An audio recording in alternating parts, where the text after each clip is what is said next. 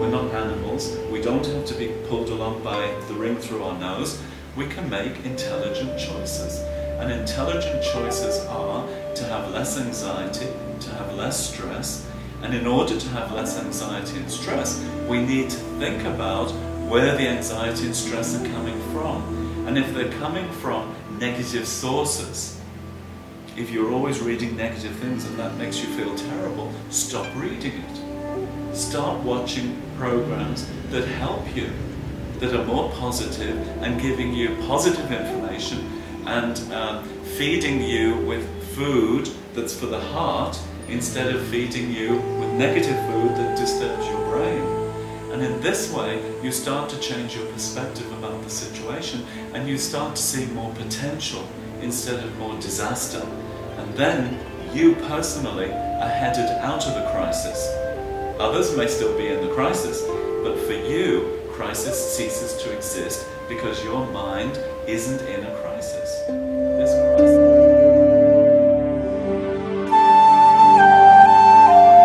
And say, well, actually, in some ways, we need crises because in a crisis, many good things happen.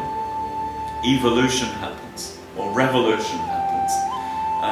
Maybe the people who are not doing good business, you know, the people who are cheating, not giving good value for money, maybe they're the ones who disappear.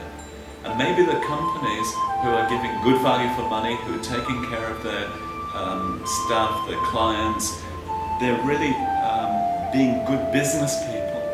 They're the ones who get better and better and better. So the business is there.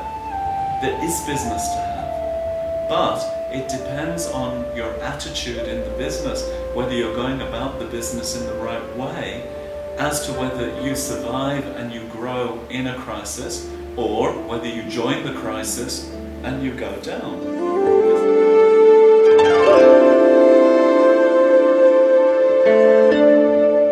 So when you look at how does crisis exist, does the crisis exist?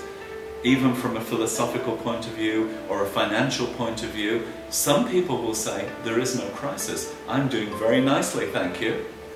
Then others will say, oh, the crisis is terrible, I'm having an awful time. But maybe it's the attitude and the stress and the anxiety that makes them feel a crisis exists. And when you say, but how are you suffering from the crisis? Did you lose your job? No. Well, what happened to you? Did anything bad happen? No. Why do you think there's a crisis? Because they keep telling me there's a crisis. I see it on TV, I read it in the newspapers, my friends are talking about it. So often we gossip about things like this, and we just talk and talk, meaningless talk. We keep talking and talking about negative things, and we strengthen the power of the negativity. We make it worse, and we make it bigger, and we make it stronger. But actually, if we stop and we evaluate and we think about it, is it true? Then you might find there's very little truth in what we thought was there, and maybe no truth in what we thought was there.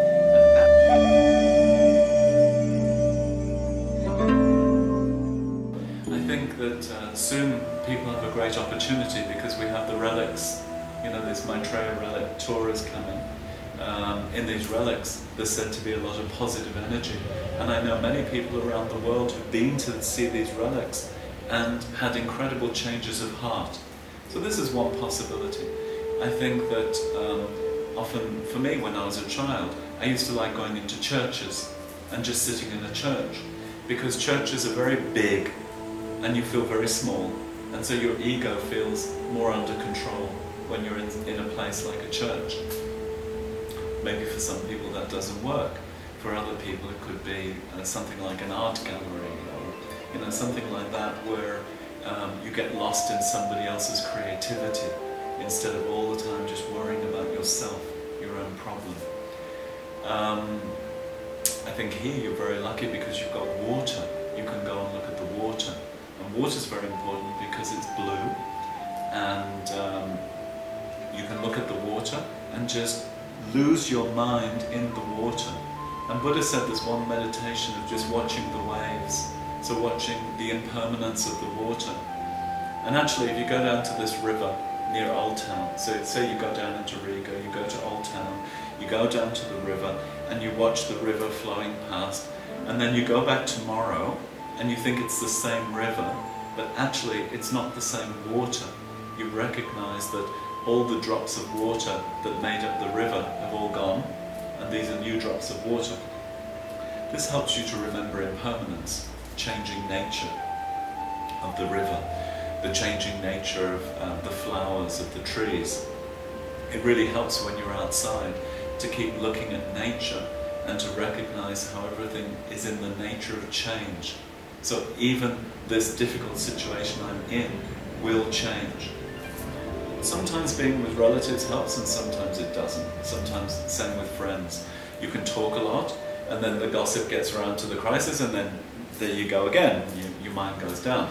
So actually you have to be quite strong when you're in a difficult situation to not want to share the difficult situation, to keep it inside and use it something like an experiment, you know, like a scientist. If I keep it inside and I pull it apart, if I look at it from different points of view, different angles, does it exist? Does this worry exist? Does this problem exist? And so when you share it, it seems to exist. When you keep it to yourself and you look for the nature of it, you look for how does it exist? Where does it exist? You can't actually find it. And so in that way it weakens the strength of the problem.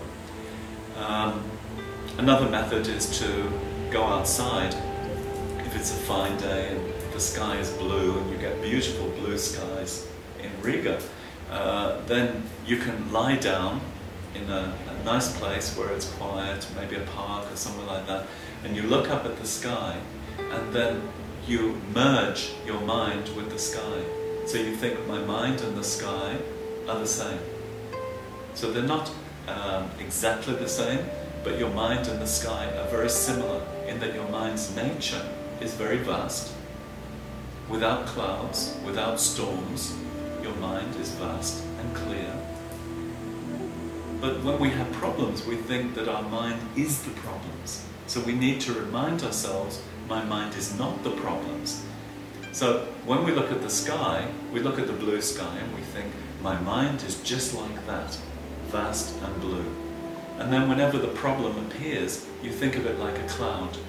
So you transform the problem into a cloud, you let it float across the sky, your mind, let it go, you go back to your nature of your mind being like the sky. So this is